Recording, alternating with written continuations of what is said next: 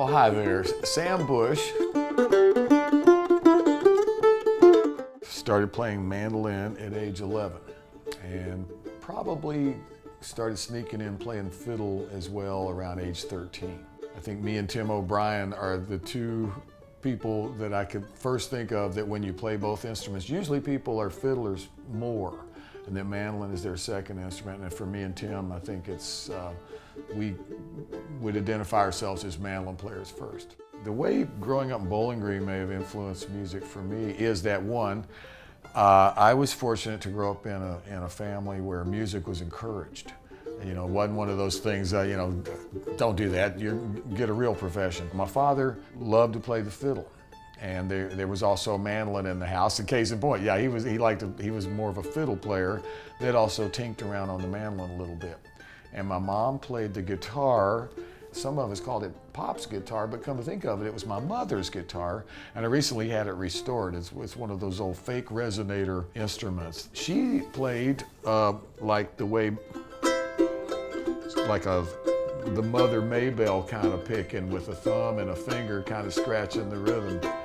And I now remember her singing Carter family songs and stuff around the house. But my father was really the freak for fiddle playing. I remember we had an album of fiddle tunes by the great Grand Ole Opry fiddler, his name's Tommy Jackson, made these fiddle albums. You'd have like a photo album, but 578 records in the album. So 10 songs, there'd be 578s. And I can remember that my dad had one of those by Tommy Jackson. He also had a fiddle instrumental album by Roy Acuff. So I grew up hearing these fiddle albums, and I guess that interested me. Plus, growing up around Bowling Green, Kentucky, that's only 55 miles north of Nashville, Tennessee. My dad, he'd climb on the roof and adjust the antenna. We could get a couple of the Nashville TV stations. And fortunately, one of them we could get was the Channel 4, which was WSM, the same as the WSM radio that had the Grand Ole Opry. So these now televised Opry performers would be on WSM. Before I'd go to school in the morning, there would be a show by a person, he later became one of the most famous DJs in country music, Ralph Emery. So on that morning show, sometimes, you know, that's where it kind of, I guess the Bluegrassers got on there, and I would see Jim and Jesse and the Virginia Boys, Jesse McReynolds, the great mandolinist, the Osborne brothers with Bobby Osborne on mandolin. And I had the advantage of seeing Bill Monroe. This is like the classic bluegrass Bill Monroe G chord that he would make that rhythm chop with. And but you know, seeing Bill Monroe do it, it unlocked a whole door. So I had the advantage of watching Nashville television and seeing these great Opry performers. They'd have a Saturday night jubilee starting at like 3:30 or 4 in the afternoon. You'd have all these back-to-back half-hour country music Grand Ole Opry star shows. So I think it would kick off with like Bill Anderson had a show, Ernest Tubb, the Wilburn Brothers, and then Porter Wagoner had a great half-hour show, and then my favorite at the end of the evening, maybe at 6 o'clock, was Flatt and Scruggs. So I didn't realize what a fortunate chair that was to sit in until years later when I left home after getting out of high school and finding that other people didn't get to see those Opry performers like I did.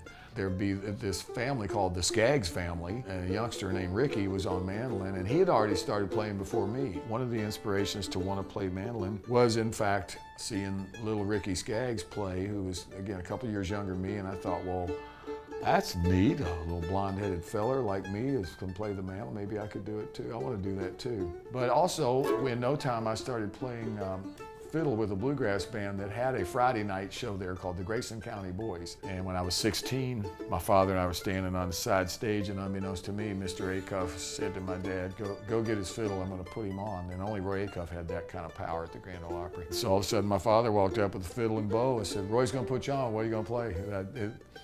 You know, it's like getting pulled over doing 90 miles an hour in a 45 mile an hour zone. Your heart jumps up in your chest.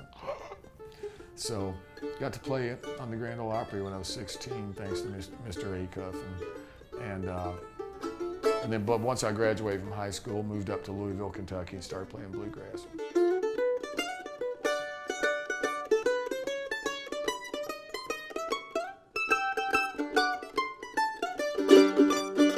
Years later, in the early 90s, now I'm playing with Emmylou Harris and her band, the Nash Ramblers, and We played our first summer in 1990. I got a call from her, and she said, "You know, the band sounded really good. I want to make a live album." I said, "Yeah, we're rough and tough now. Let's do it." And she goes, "You know, work up all new songs for this live album." Great.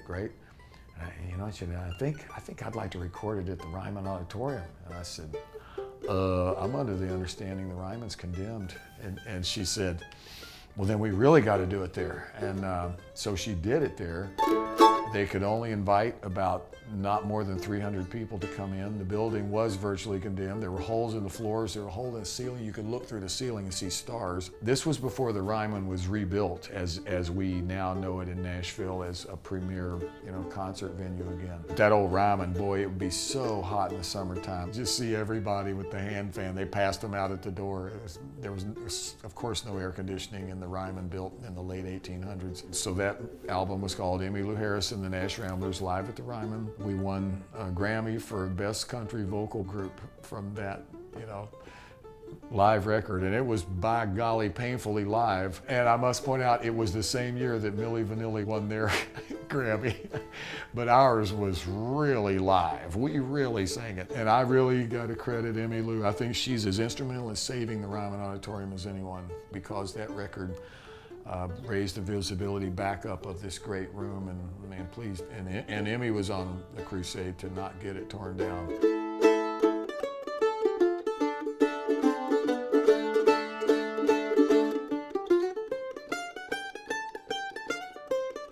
Record store in Bowling Green, they had a record by a band called The Flock, and The Flock had a violin player named Jerry Goodman. And so when I heard Jerry Goodman's joined this jazz rock band, I actually followed Jerry Goodman into what would be the first Mahavishnu Orchestra album. So I bought that, and I went home, and I remember for some reason turning the lights down low and listening to the first side of Intermounting Flame by John McLaughlin and the Mahavishnu Orchestra, and it actually freaked me out. It was like scary, this music. What in the hell is that? I've never anything like this. I was like going, I don't know what time signature, what are they doing? And so following Jerry Goodman into that led me to discover the music of the Mahavishnu Orchestra. Thinking back, that like the radio format in rock and roll was so wide open in the 60s. You'd have the singing nun, Dominique, and then you could be followed by the Strawberry Alarm Clock, which could be followed by Otis Redding, which might be followed by Marvin Gaye. Then you'd have the Archies, right? It was all part of one big radio sound that influenced me to feel that wide open too. So in high school, I played bass violin for 2 years in the stage band, so I had to learn to read music on bass, play with a bow, and thought about, maybe bass playing is what I want to do. Then after lugging it home every night to practice and back again, I thought, what, mandolin fiddle was pretty good. Did that and played drums in the marching band, so I had to learn certain rhythm rudiments and things, and I think that's even helped in playing rhythm on the mandolin. If you're going, it's like just rhythm that I got interested in. The thing that attracted me to reggae was the rhythm guitar play, which was Bob. It reminded me so much of the way a bluegrass mandolin player would chop rhythm on the backbeat. But I developed a different way to do that too.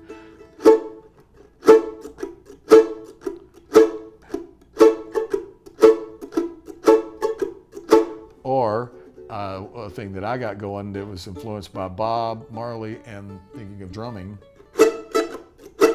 I can cut off the side of an open, and from knowing just a little bit about the drums and marching band drums, I try to make a whole little kit out of one.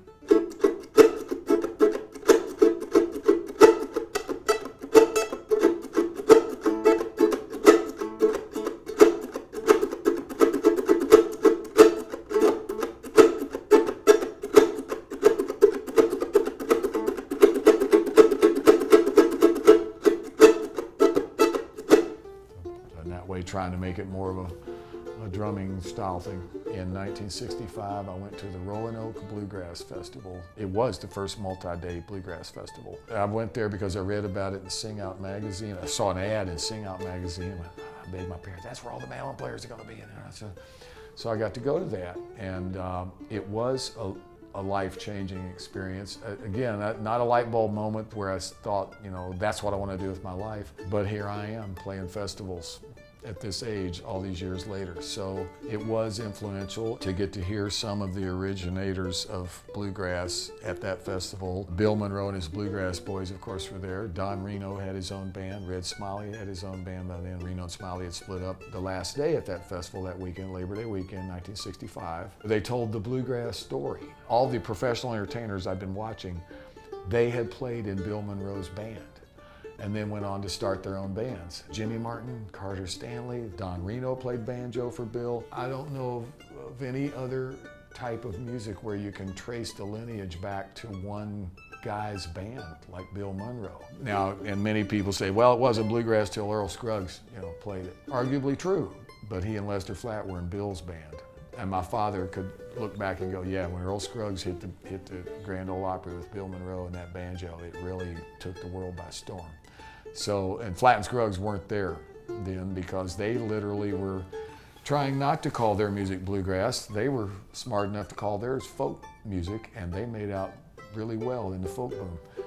You'd see Flatt and Scruggs on the ABC television shows and stuff where Bill Monroe wouldn't call his music folk music. He would not call it anything but bluegrass. But anyway, getting to go to those bluegrass festivals, it totally lit a fire. And I tried to copy every mandolin player there was, because I read a statement by Howard Roberts, jazz guitarist, that said, if you only copy one person, it's plagiarism. If you copy everybody, it's research. And that made sense to me. Playing the fiddle and mandolin also, it kind of got me on a path to, say, Patty on the Turnpike. The way Bill would play it would be,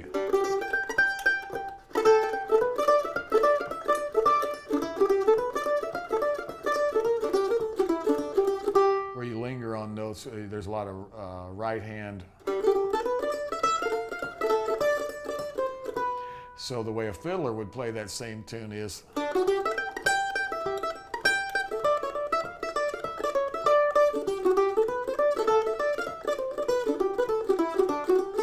so just more noting like a fiddle is one thing I may have brought to the mandolin.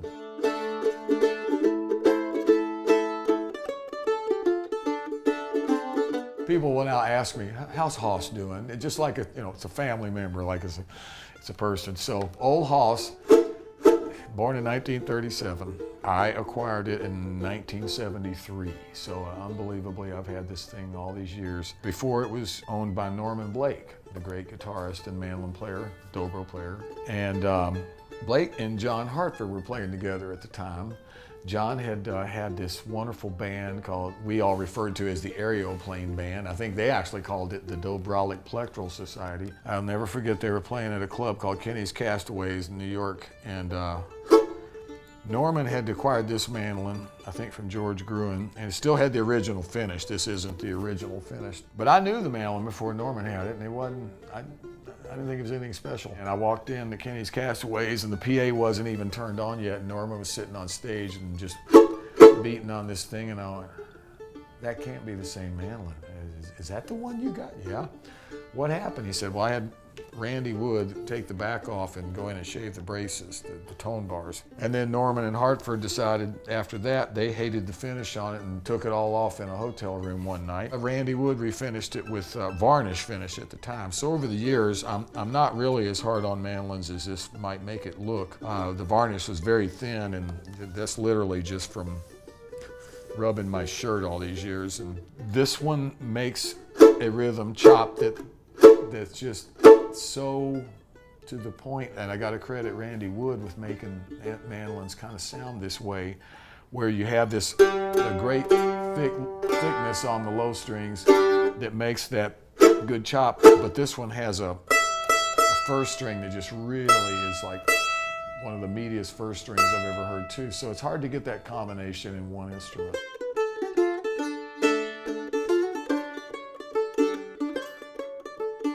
How important are the strings?